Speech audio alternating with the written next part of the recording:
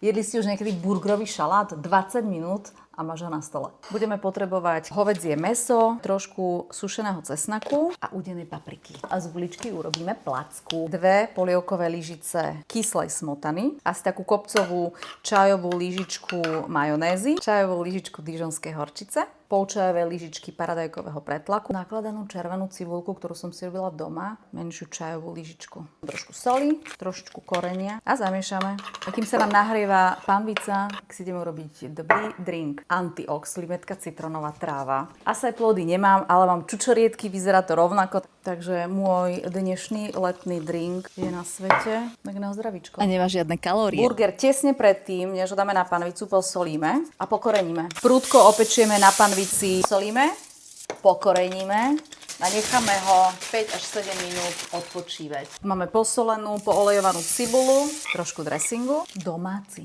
Taká hlavička, že